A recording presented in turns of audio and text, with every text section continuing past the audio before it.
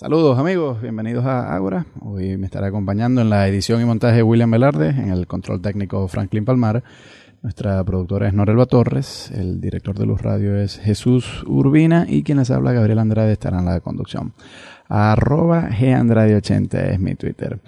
Hoy estaremos conversando sobre el Opus Dei y para eso me acompaña el profesor Eduardo Coello de la Facultad de Ciencias Jurídicas y Políticas. Saludos Eduardo, bienvenido. Muchas gracias Gabriel, me alegra mucho estar aquí en este programa. Claro que sí. ¿Qué es el Opus Dei? Interesantísimo, ¿no? Yo conocí la obra cuando tendría unos 13, 14 años en el Colegio Marista. Pues me invitaron a conocer el centro Pozo Viejo y luego, cuando tenía 17 años, solicité la admisión allí para ser, digamos, un fiel de la prelatura. El Opus Dei es una prelatura personal. Está, digamos, inserta dentro de la jerarquía eclesiástica y tiene unos fieles para vivir un espíritu propio, un característico de otro que es mucho más grande, que es mucho más amplio, que es lo que el Concilio Vaticano II llamó la llamada universal a la santidad.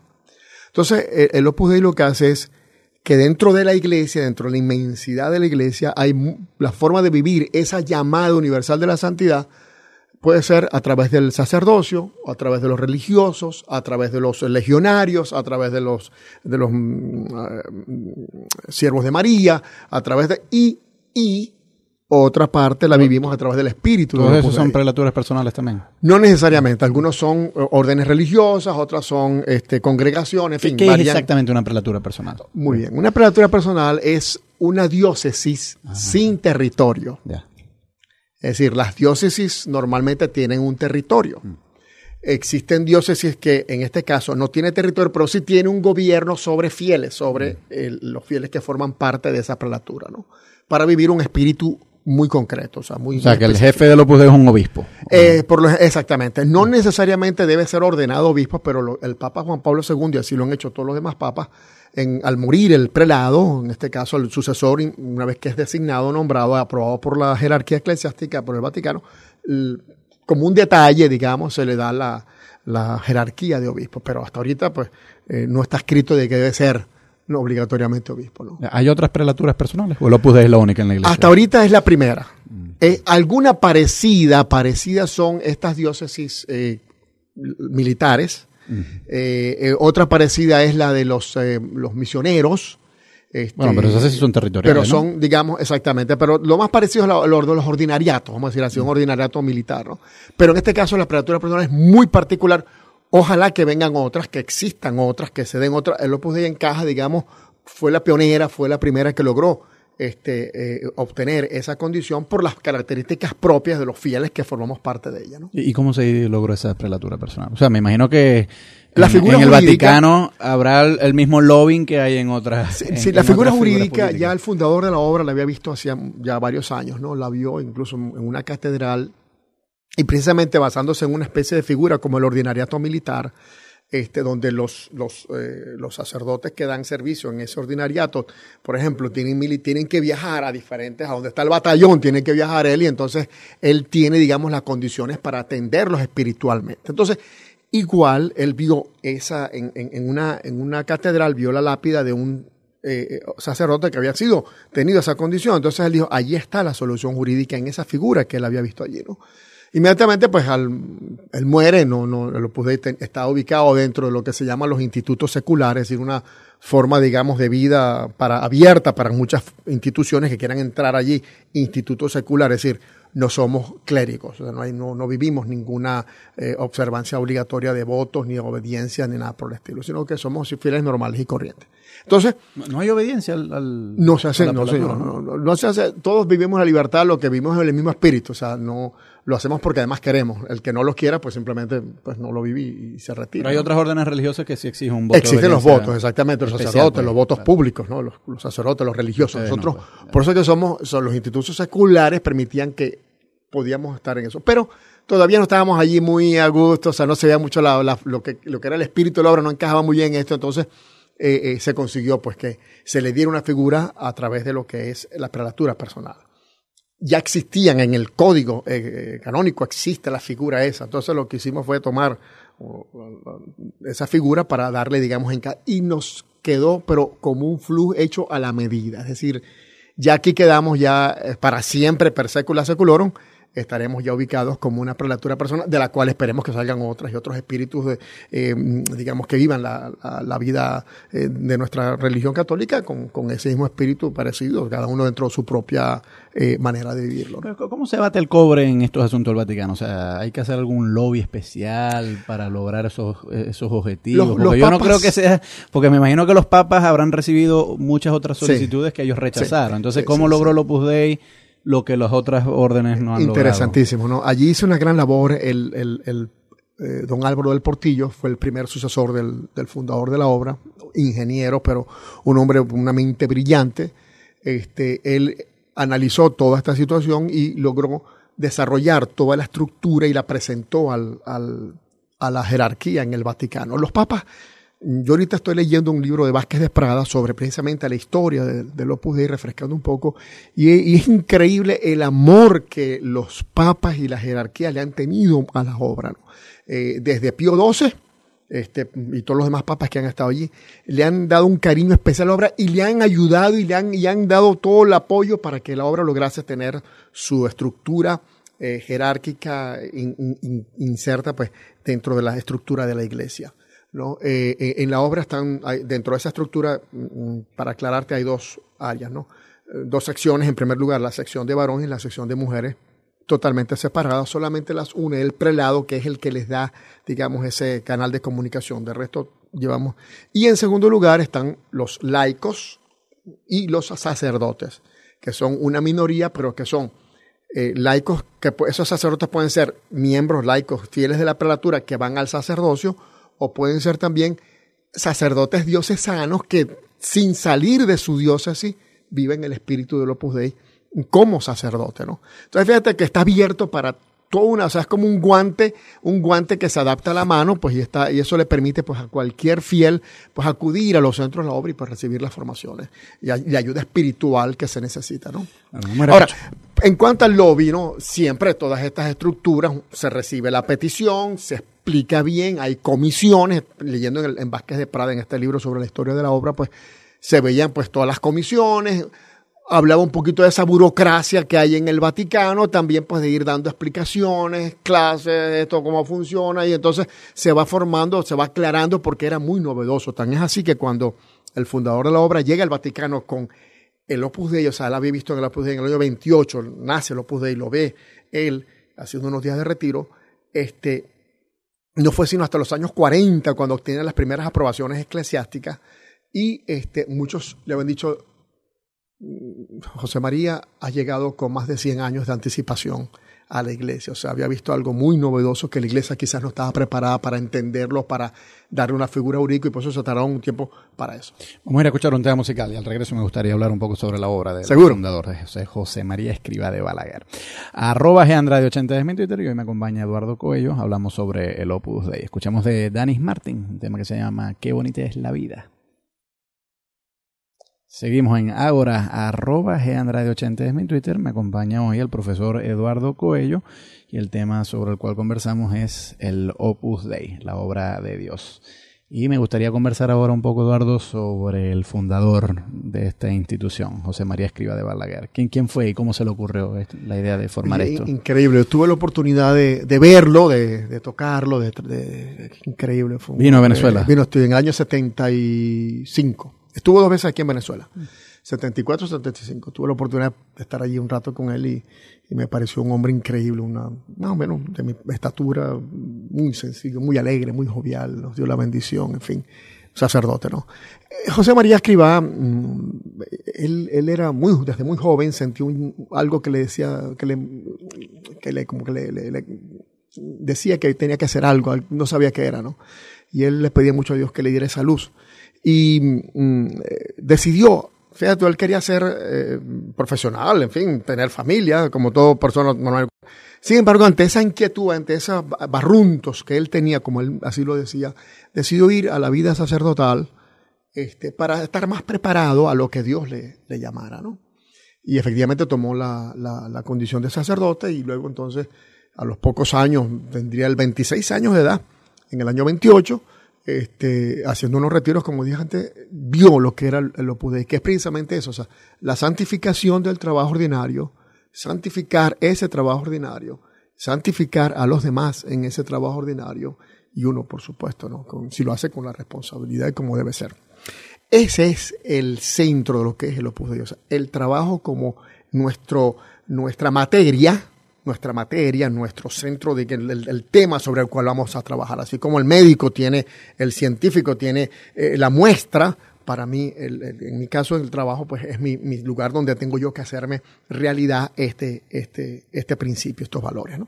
Entonces, bueno, en el año 28, el 2 de octubre, dentro de pocas semanas, se recuerda, vamos a celebrar un año más de la fundación, el 2 de octubre del año 28, él ve lo que es el Opus Dei y comienza a darle, digamos, forma, ¿no? Y los primeros años pues fueron simple de mucha análisis personal y mucha oración, y luego pues comenzó a buscar las primeras vocaciones, a buscar los primeros que se identificaran con ese espíritu, y le fue dando forma hasta, repito, ya en los años 40 fue logrando eso. Un sacerdote increíble, un sacerdote con claro, hace una de las cosas, hay muchas tertulias, incluso el canal católico de aquí de Maracaibo, ha pasado pues muchas tertulias que han quedado como recuerdo, incluso aquí las que han estado en Venezuela hicieron como unas 6, 7 tertulias. ¿A Maracaibo no vino? No vino a Maracaibo, fuimos a Caracas y lo visitamos allá. El prelado actual sí estuvo aquí en Maracaibo en el año 2006, pasó por aquí por Maracaibo, ¿no? Y tuvimos una tertulia en el centro de convenciones aquí en Maracaibo. Entonces, él comienza pues con jóvenes, con profesionales, y así fue haciendo la obra, una cosa muy pequeña, muy poco a poco, y fue dando la figura en ese sentido, ¿no? Tiene publicaciones, la más conocida de ellas, uno de los libros que más se vende en el mundo y que más se ha vendido en el mundo es Camino, que son 999 frases, ideas que tienen un sentido espiritual y que hablan de diferentes temas y que muchas veces constituyen como una especie de alimento, de manera de uno poder pues ir dándole sentido a la vida, a las dificultades, a los éxitos, a los fracasos, al matrimonio, al amor, a los hijos, en fin, a todas esas cosas. Se ha hablado mucho de la conexión política de José María Escrivá de Balaguer con el régimen de Franco y la dictadura. Muy buena pregunta. ¿Hasta dónde eso es cierto? Porque eso es uno de los puntos de los cuales más se vale la propaganda anti-Opus Dei. Pues. Muchas veces, porque es que claro, hay que explicarnos, o sea, nosotros en la obra, ante todo yo soy, en primer lugar me bautizaron, es decir, mis padres me bautizaron y yo no sabía ni siquiera lo que era cuando me bautizaron, o sea, yo soy católico primero, ¿no? Cristiano católico, bautizado. Entonces, comienzo a vivir mi religión, nuestros padres nos enseñan, pues vamos a misa, vamos tal y vamos formando con nuestra religión. Luego, pues comencé a estudiar y conocí el Opus Dei. Cuando yo solicité la admisión a la obra y asumí unas responsabilidades de vivir el espíritu del Opus Dei, ¿qué es lo que tenía que hacer? Vivir ese espíritu era estudiar más, estudiar mejor, ser un buen hijo, ser un buen hermano, ser un buen novio, ser un buen amigo, es decir, y vivir lo demás con una visión, darle una visión sobrenatural a eso, ¿no? Uno muchas veces lo ve como muy superficial, pero cuando uno comienza a profundizarse en eso, pues se da cuenta de que hay mucho material sobre el cual podemos aprender y vivirlo. Me graduó de profesional, incursionó en la política, en fin. Bueno, o sea, ¿qué significa eso? No, que Eduardo Coello, como está en el Opus Dei, que el Opus Dei está metido en la política en Venezuela. No. Yo fui aquí secretario de gobierno cuando Lolita Anillar. Fui su primer secretario de gobierno y no, el Opus Dei tiene sus tentáculos en la secretaría de gobierno. No, chicos, simplemente es Eduardo Coello, que es un profesional, porque a mí Lolita me llamó, no porque estaba en el Opus Dei, sino porque era un profesional responsable, serio, yo obviamente entiendo lo que quieres decir, pero... ¿Qué es lo que sucede? Entonces, muchas veces se ha planteado de que en el gobierno de Franco, sí es verdad, había personas que formamos parte del Opus Dei, que está en el Opus Dei y que asumieron cargos de responsabilidad política en ese gobierno, como lo han asumido en otros gobiernos en España inclusive. Entonces, y en otras partes del mundo, y aquí en Venezuela, en fin. Son personas que hacen política, pero que no no es que el Opus Dei los tiene allí como un títere que lo va a colocar, mira, tú te vas a meter allí, vas a estar... No. O sea, es totalmente errado y erróneo pensar en eso, ¿no? Bueno, en tu caso obviamente entiendo lo que quieres decir. Obviamente el Opus Dei no iba a estar detrás del gobierno de Lolita, pero lo que se ha dicho, y esto yo lo comento para que tú respondas, pues, lo que se ha dicho es que en el caso de Franco fue un poco más. No es solamente que dio la casualidad que algunos ministros eran del Opus Dei, sino que uno podría sospechar que quizás algunos tentáculos se había, entre otras cosas porque sí parece que había una alianza más explícita entre el dictador y pues miembros de la prelatura, y además de eso quizás financiamiento, que eso es lo que mucha gente ha reprochado. Yo no sé hasta qué punto eso es verdad o no, quisiera que me lo aclarara. O sea, se destinaron fondos públicos de España para financiar el Opus Dei. Ok, interesantísimo, ¿no? Vuelvo para un poco plantear las cosas.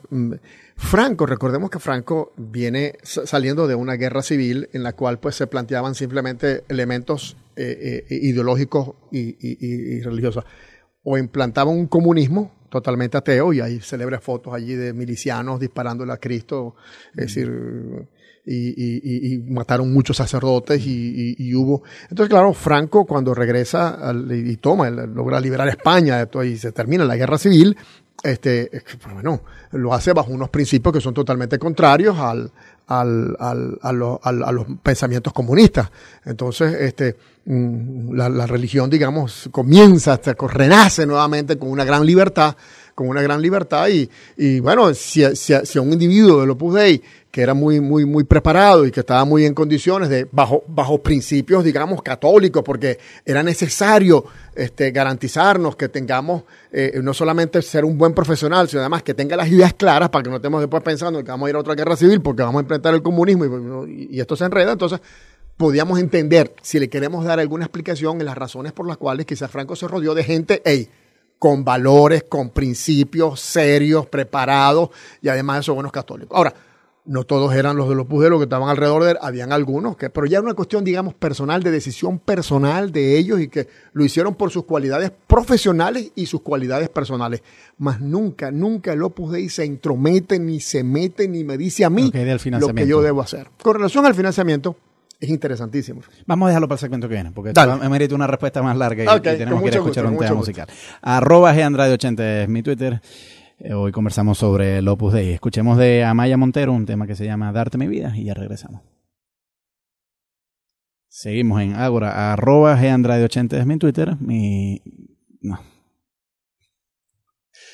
Seguimos en Ágora, @GEandrade80 es mi Twitter. Vengo conversando con el profesor Eduardo Coello a propósito del Opus Dei. Dejamos para este segmento, Eduardo, la cuestión de si durante su fase de consolidación en España, porque es el país originario del Opus Dei, si esta institución recibió fondos públicos, el financiamiento otorgado por la dictadura de Franco. No solamente en España, en muchas partes del mundo. No, pero la principal acusación es que, puesto que aparentemente, ya tú no lo has aclarado, pero aparentemente había algún vínculo entre el franquismo y el Opus Dei, pues fondos públicos de España se destinaron al Opus Dei. No es cierto, o sea, que se fuesen fondos públicos directos al Opus Dei para, digamos, comprar una conciencia o para tener un pacto de que lo puedo contar con ellos, eso no es así. No, pero crear escuelas, crear centros. Eso sí, o sea, esto te lo voy a plantear porque eso aquí pasa en todas partes del mundo y en Venezuela igual. O sea, nosotros, ¿qué sucede? O sea, en el Opus Dei también es bueno entender varias cosas, ¿no?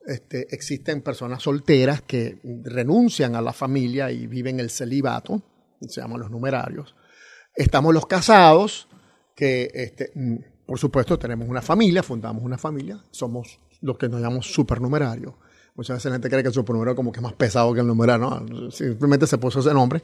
Y luego están aquellos que viven el celibato, pero por razones digamos, de dependencia, de relaciones familiares, no dejan su familia. O sea, los numerarios dejan su hogar familiar y se dedican, digamos, a la disposición. O sea, la vocación al Opus Dei es una sola, la misma que tiene el numerario, la que tiene el supernumerario, la que tiene el agregado, la que tiene todo, es la misma, la que tiene el cura, la misma.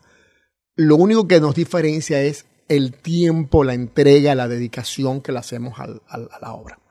Cada uno dentro de su estado. Entonces, ellos se dedican más a la labor de formación, de mantenimiento, digamos, de los centros, de dar esa labor. Por supuesto, esos numerarios son profesionales, mira, de los mejores. Número uno, o sea, son gente, yo conocí son amigos míos personales que descollaban en el mundo de los negocios y están en Wall Street y están en Nueva York, en Londres y aquí en Venezuela montan empresas, tienen empresas, generan empresas. Y como buen padre de familia, lo que ellos ganan se lo dan en una mayor cantidad, sacan sus costos, ¿sabes? Y le entran una mayor cantidad a la obra, con eso la obra financia, digamos, todas estas labores, ¿no?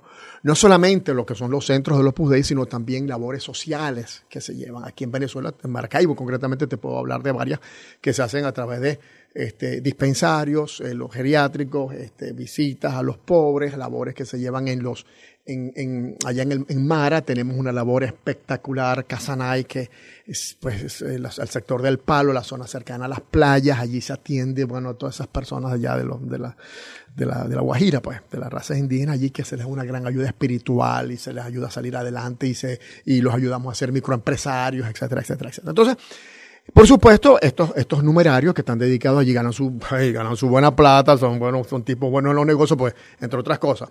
Si tú vas a certificar el trabajo, tienes que hacer bien.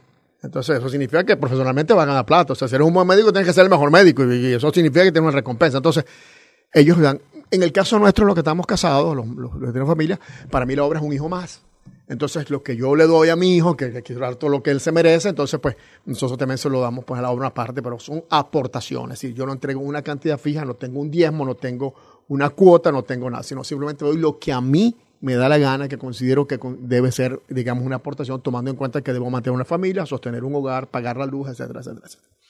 Luego, entonces, también contamos con el apoyo de muchos cooperadores, es decir, y de hecho está institucionalizado, y de hecho el Opus Dei recibe ayuda de cooperadores no católicos, no cristianos, es decir, un hebreo, por ejemplo, que no es católico ni cristiano, un musulmán que no es católico, puede, con la mayor libertad que tiene, dar una ayuda al Opus Dei para que haga alguna actividad o dé alguna actividad, digamos, de ayuda social en ese sentido, o simplemente dar una colaboración para que el Opus Dei mantenga sus actividades.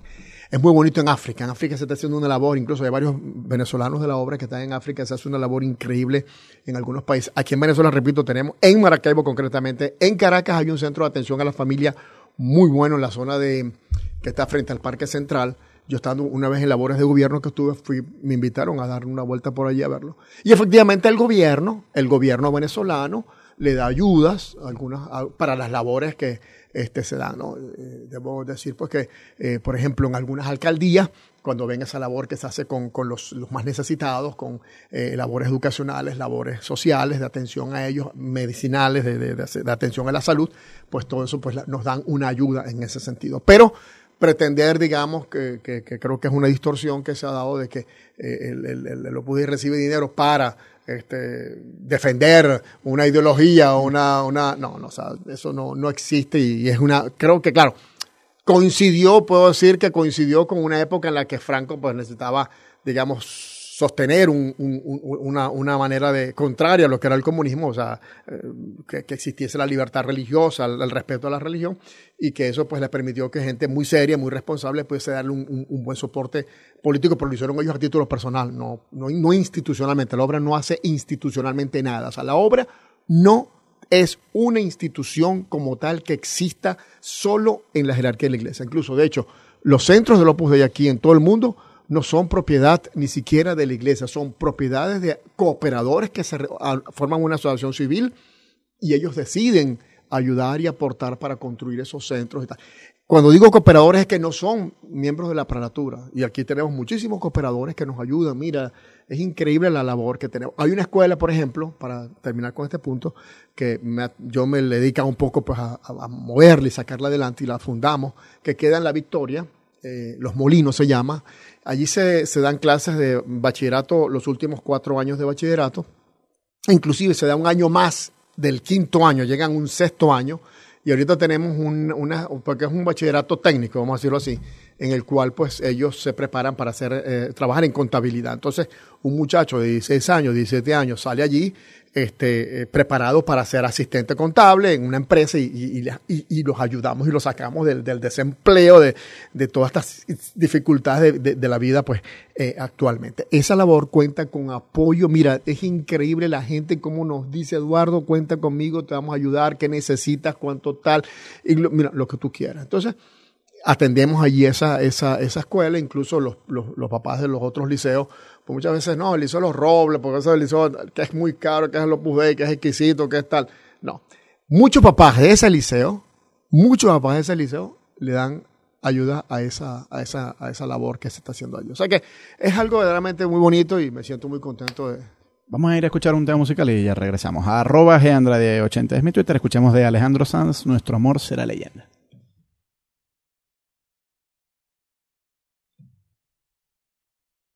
Seguimos en Ágora, @gandrade80 es mi Twitter. Vengo conversando con Eduardo Coello a propósito del Opus Dei. Eduardo, en estas conversaciones entre gente del Opus Dei y gente que se opone al Opus Dei, uno de los temas que siempre sale a florecer entre los que se oponen al Opus Dei, o bueno, yo no sé si los difaman o por lo menos exponen argumentos en contra de la institución, es la perspectiva que el Opus Dei tiene en torno al sufrimiento. Okay. En torno a esto se ha hecho muchas cosas, incluso en los medios de comunicación. Una película, por ejemplo, Camino, trata de una niña que sufre mucho y tal, y entonces como lo representan en esa película es que los familiares de la niña, que son miembros del Opus Dei, están contentos de que la niña esté sufriendo, ¿no?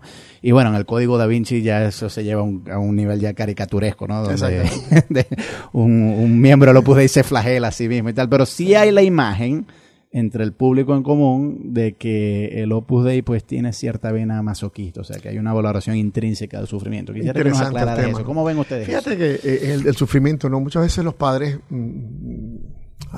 se reúnen, novios, van al matrimonio, y por X o Z razón un hijo pues sale con una enfermedad, sale con alguna discapacidad, y lo que hace el Opus Dei es simplemente ratificar lo que la Iglesia ha dicho, ¿no? La discapacidad, el sufrimiento es una muestra del amor de Dios, y por lo tanto Dios nos ha confiado a una persona que en la vida eterna va a estar perfecta, es decir, no va a tener ningún tipo de discapacidad, porque va a llegar a un estado de perfección. Pero Dios nos las ha confiado para que en su tránsito, porque para poder ir al cielo, y en esto podemos hablar de teología un poquito, pero yo no soy el experto en eso, para poder ir al cielo tenemos que ser, es decir, tenemos que tener vida. Por eso es que la Iglesia condena el aborto, porque si tú matas a un ser antes de nacer, entonces no puedes tener la opción de la vida eterna. Que hay sufrimiento, que hay dolor, que hay guerra, ya es un problema de los hombres. Eso no es un problema que nosotros somos los que tenemos, digamos, hacemos las cosas malas, ¿no? Entonces, ese sufrimiento, esa familia, ese niño o esa niña que nos nace, que tenemos ese problema, tenemos que un sentido sobrenatural. Y ese sentido sobrenatural pasa por llevar el sufrimiento con alegría, llevar el sufrimiento con darle un mayor amor, llevar el sufrimiento con, saberlo sobrellevar, sin desesperar, sin reclamarle a Dios, porque tenemos que entender lo que es esa confianza que Él nos puso para que le diéramos a esa alma la posibilidad de que con el cariño nuestro de familia, al momento en que tuviese que ir al cielo, pues hubiese pasado los días más felices en la tierra. Ese es un sentido, o sea, por eso es que hay que, si no le damos ese sentido, entonces, claro, vemos el sufrimiento como que yo tengo derecho, pues, a sufrir y eso es un castigo y que Dios no me quiere. Entonces, eso no hay que darle otro sentido, que es el que la Iglesia, pues. A mí me cuesta un poco entender cómo, si Dios es bueno, de qué forma el sufrimiento puede ser un premio para mí. Ok. Porque es que hay que entender qué es lo que es bueno para Dios. Muchas veces no logramos entender de que lo que a lo mejor para nosotros nos parece algo doloroso, algo malo, forma parte de los designios que Dios le ha dado al hombre para darle la oportunidad de ser más feliz, no solamente en la tierra, sino también en el cielo. Como consecuencia del pecado original, se generan toda una serie de distorsiones en el ser humano, y por eso te digo, estaríamos entrando un poquitico en esa área de la teología, la filosofía de las religiones, que yo de verdad no soy un experto en la materia, pero pero para darle un sentido, cualquier persona común puede entender. Para darle un sentido al dolor y a las dificultades en la vida, pues el solo hecho de tener que salir a trabajar todos los días con este sol y con este calor y con esto ya muchas veces significa un gran reto que asumimos además con gran alegría y con gran buen humor. Yo en lo que insisto es que no veo de qué forma eso me puede hacer feliz. O sea, yo creo que yo voy a ser más feliz con el clima de Mérida que con el clima de Maracaibo. Exacto, pero hay que entender lo siguiente, o sea, no es que el dolor, digamos, te va a hacer feliz, es que el dolor te permite compartir, digamos, el sufrimiento, porque Dios nos permite esa posibilidad de poder también compartir y participar de lo que las otras personas sufren y que nosotros nos sentimos obligados a darle a ellos entonces esa demostración de cariño. ¿Y cuál es la demostración de cariño? Estás enfermo, entonces lloramos con el enfermo porque estás enfermo y vamos, entonces total que lo deprimimos. No. Vamos, entendemos tu dolor, amamos tu dolor, estamos con él y además te vamos a tratar de ser feliz en ese sentido, ¿no? Esa es la labor de los padres. Bueno, eso yo lo veo sensato. O sea, ciertamente ante una adversidad, pues si una institución religiosa o una ideología religiosa me ofrece optimismo para poder sobrellevar una tragedia, me parece muy bien. Lo que pasa es que la crítica que yo veo que alguna gente le hace al Opus Dei, y yo a veces la quiero compartir, pero quisiera que más bien tú me lo aclararas, es que en la concepción del sufrimiento que yo veo en algunos de los representantes del Opus Dei va más allá de eso. O sea, como que el dolor el sufrimiento es intrínsecamente beneficioso. Excelente. Y yo creo que hay ciertos males que de ellos la verdad es que no podemos sacar gran cosa. Vamos a entender un poco lo que es el sufrimiento. El sufrimiento es una enfermedad, por ejemplo, cuando te diagnostican un cáncer. ¿Qué vas a hacer? Me diagnosticaron cáncer terminal, voy a morir, ya sé que voy a morir. Oye, dale gracias a Dios por lo menos que sabes que vas a morir, preparémonos pues entonces, ¿no? Con alegría, ¿no? ¿Qué vas a hacer? ¿Te vas a deprimir? ¿Te vas a pegar un tiro? ¿Te vas a suicidar? No, o sea, existen las enfermedades, o sea, y entonces tenemos que prepararnos para eso. Entonces, ¿qué es lo que hace la iglesia? No solamente lo que es la obra, sino la iglesia misma te dice, bueno, hay que dar un sentido sobrenatural al sufrimiento, hay que buscar los médicos para que te atiendan, no es que te vas a tirar en una cama, no, al contrario, o sea, sigue adelante, te levantas. Yo conocí mucha gente y fieles de la prelatura, sacerdotes que trabajaron hasta el último minuto de su vida con un espíritu de alegría y de, bueno, ya me siento mal, voy a mi cama, y murieron allí en su camita. Bueno, entonces, ese sentido sobrenatural de la enfermedad, del dolor, no solamente es el espíritu de el espíritu de la iglesia, o sea, que tenemos que verlo como una bondad, digamos, que Dios nos permite que participemos, porque ahora le vamos a dar el otro sentido al sufrimiento, ¿no? Que nos permite que participemos, digamos, de ese sufrimiento para colaborar con él en la redención de la humanidad. La redención de la humanidad pasó ¿por qué? Por la muerte de Cristo. Una muerte además dolorosa. Si Cristo no muere en esa forma, parte de ese dolor, parte de esa flagelación, parte de ese sufrimiento es la riqueza, es lo que permitió que el hombre pudiese entonces ser salvado. ¿Qué es lo que y entramos ahora a las mortificaciones y al dolor que muchas veces las personas no logran entender? Bueno, ¿por qué la mortificación? ¿Qué eso te hace golpeando? ¿Qué eso te hace poniendo? Mira, lo explicamos muy sencillamente, ¿no? Yo lo veo así, pues es mi opinión muy personal. Así como una mujer, un hombre se va a un gimnasio y está ahí levantando pesos y la mujer se deja de que le den golpes y tal y pasa dolores y sufrimientos y deja de comer y ayunos y la dieta y las pastillas y el dolor y la cosa para ser bonito. Para ser exactamente y ver las estrellas y ser, oye, musculoso y tal, y levantan 10 y se ven en el espejo. Por Dios, o sea, eso es muy, muy, muy humano. O sea, yo hago ejercicio, pero y hay sufrimiento, y no pain, no gain, como dice el refrán americano. Si no hay dolor, no rebaja. Entonces, sí. Perfecto, lo hacemos, además lo hacemos con gusto porque es para nuestra salud. Muy bien. Y para la salud espiritual, no podemos nosotros dejar de comer algo. Comer más de lo que nos gusta, dejar de retrasar un poquitico el postre que más queremos, en vez de comerlo se lo damos a un hermano, un hijo, un primo.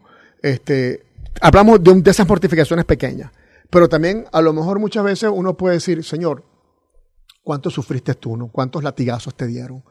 Ese dolor que lo hiciste por nosotros, por la redención de nuestros pecados, por el perdón de nuestros pecados. Cristo no vino aquí a salvar políticamente a nadie. Cristo vino a una función sobrenatural 100%, ¿no? Entonces, esa redención, ese perdón pasó por ese sufrimiento, una coronación de espinas, o sea, esa corona de espinas que le raspó, le rasgó. Entonces, los católicos, digamos, muchos de ellos han visto que la participar de ese dolor, de ese sufrimiento, es una manera también de ayudar a Cristo a redimir al mundo. O sea, al mundo la redención continúa, ¿no? Cristo nos ha salvado, pero nosotros también queremos participar en él. Entonces, ¿qué sucede? Que en el Opus Dei, para ser concretos, critican de que los numerarios, algunos socios fieles de la prelatura, pues utilizan lo que llaman el silicio y la disciplina, ¿no? Que mediante una cosa allí, pues se aprietan en las piernas y eso les produce dolor.